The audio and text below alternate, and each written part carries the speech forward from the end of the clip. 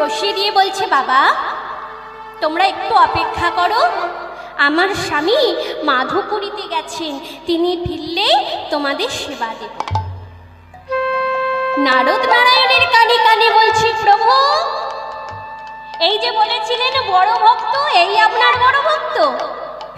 সবে তো ভিক্ষায় বেরিয়েছে, কখন সেবা হবে প্রভু?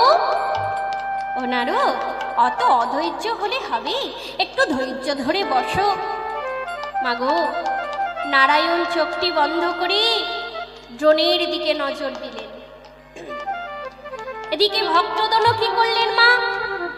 ভক্তদন একটি গৃহের সম্মুখে এসে তার ঝুলিটি প্রসারিত করে বলছে, ভবতী ভিক্ষাং দেহি, ভিক্ষাং দেহি